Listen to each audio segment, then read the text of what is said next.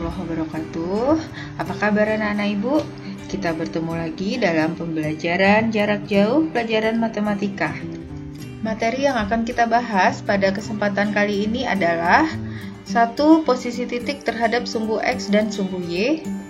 Kemudian posisi titik terhadap titik asal 0,0 dan titik tertentu A, B. Yang ketiga yaitu posisi garis terhadap sumbu X dan sumbu Y.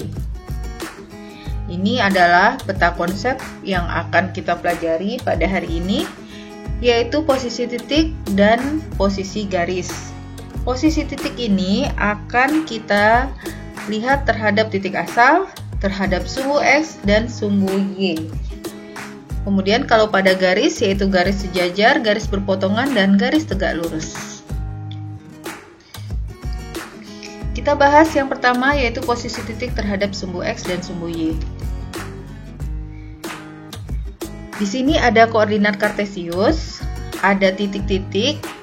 Sekarang coba kalian amati posisi titik A, B, C, D, dan seterusnya.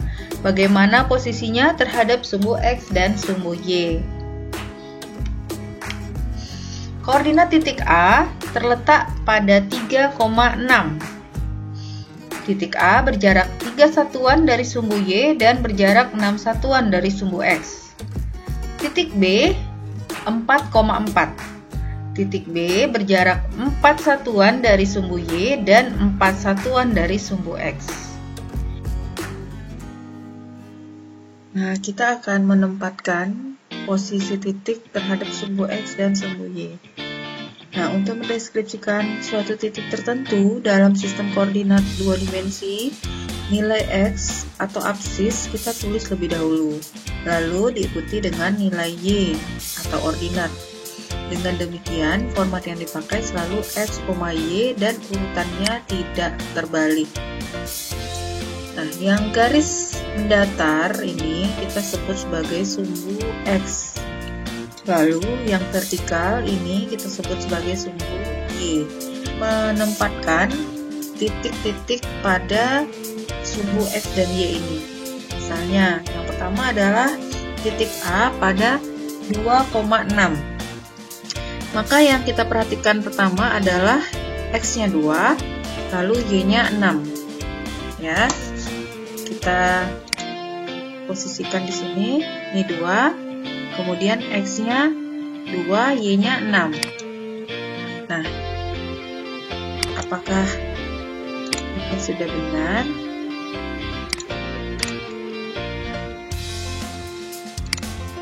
Oke, itu ya. Ini A-nya 2,6. Nah, misalnya lagi kita akan menempatkan titik negatif 4,3. Berarti X-nya yang lebih dahulu kita tuliskan, kita cari negatif 4 ini. Lalu 3. 3 itu Y-nya berarti positif, maka ke atas. Kita letakkan di sini. Negatif 4,3.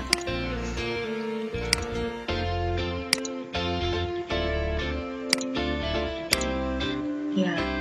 Oke. Lalu misalnya lagi, satu contoh lagi. Titik C-nya 3, negatif 6. Berarti 3-nya X positif, lalu Y-nya negatif 6. Maka kita tempatkan titiknya itu di X-nya 3, Y-nya 6.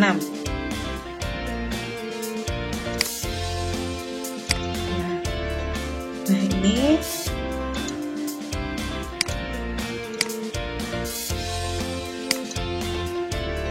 sekarang kita sudah memiliki titik-titiknya ya.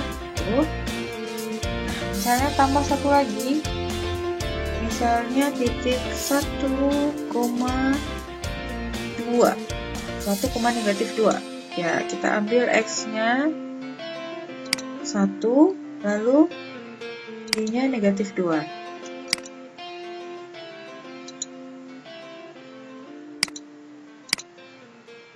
Nah, ini ya. Sehingga semuanya terlihat bahwa X-nya yang kita tuliskan dulu, kemudian baru Y-nya.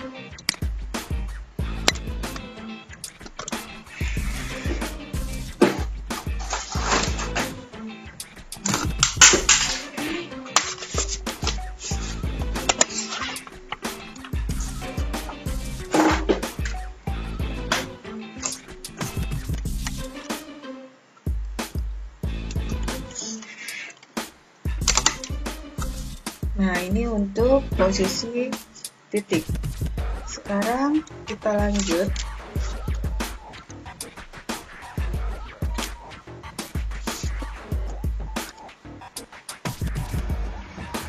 Yang kedua adalah posisi titik terhadap titik asal 0,0 dan titik tertentu A, B.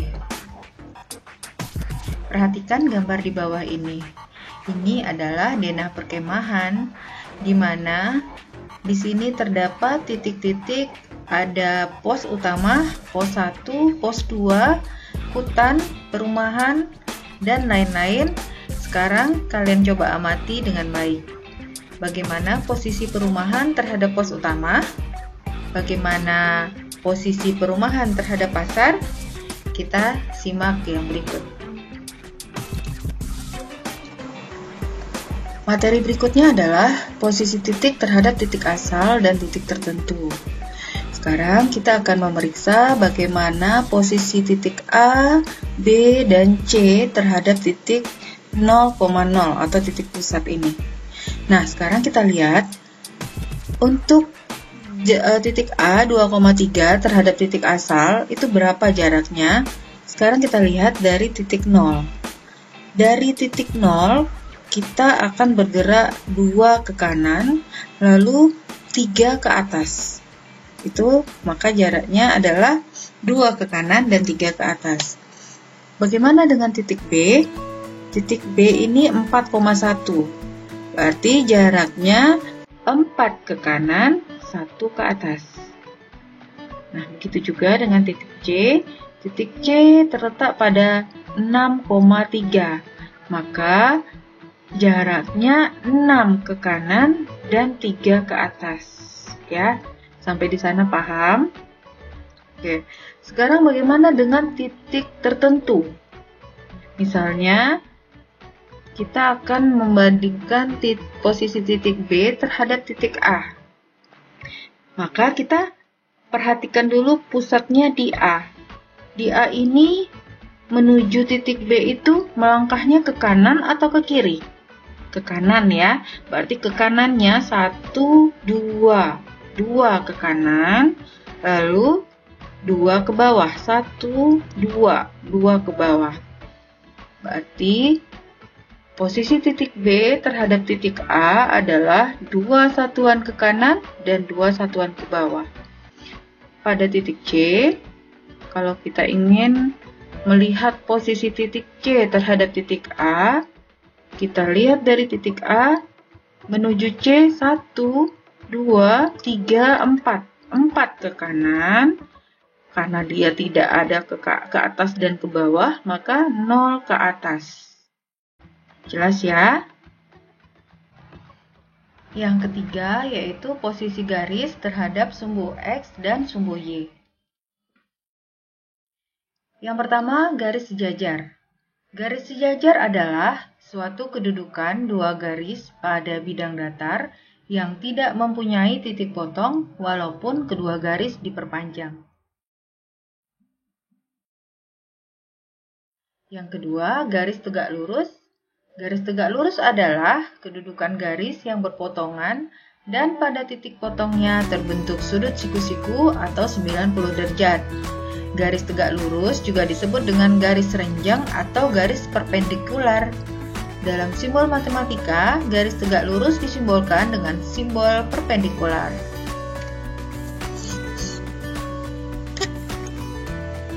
Yang pertama, kita akan membuat garis sejajar terhadap sumbu X ya. Nah, garis yang sejajar itu tadi artinya garis yang tidak memiliki kemiringan dan tidak memiliki titik potong. Nah, ini namanya garis F. Lalu misalnya kita ambil lagi garis ini juga masih sejajar. Kemudian kita ambil lagi terhadap sumbu X. Nah, di mana garis F, G, dan H ini adalah sejajar terhadap sumbu X. Nah, garis A dengan garis B juga sejajar. ya. Dan garis A dengan C juga sejajar, garis B dan C juga sejajar. Ini kita sebut dengan garis sejajar.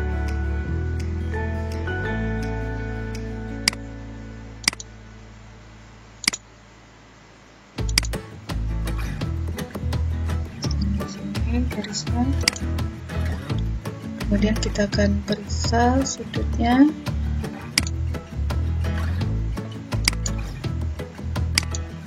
Ya, tuh 90 derajat. Maka garis apa ini? Garis ini terhadap sumbu X ini membentuk 90 derajat. Ini kita sebut dengan garis yang saling tegak lurus. Kita tuliskan dulu di sini. Garis I tegak lurus terhadap sumbu X.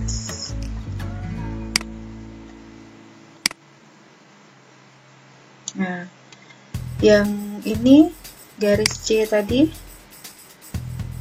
C ini garis apa tadi namanya?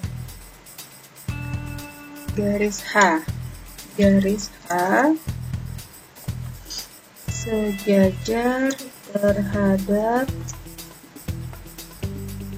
sumbu X. Ini garis A ya, yang misalnya ada dua garis ya, kita cari tempat yang baru. Oke, ini garis, misalnya kita buat saja garis. Nah, lalu kita tambah lagi garisnya. Ini kan ada perpotongan ya. Perpotongan ini disebut dengan titik potong. Kita lihat. Nah, tuh. Sehingga titik K kita sebut sebagai titik potong dari garis K dan garis L.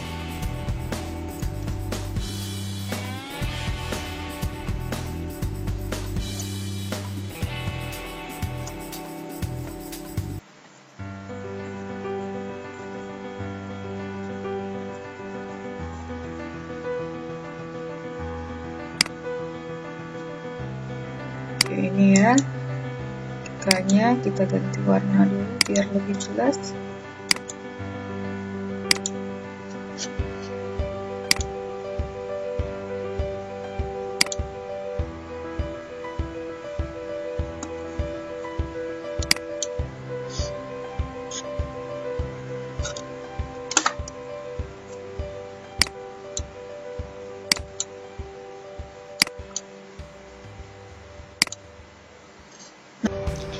Demikian pembelajaran kita pada hari ini.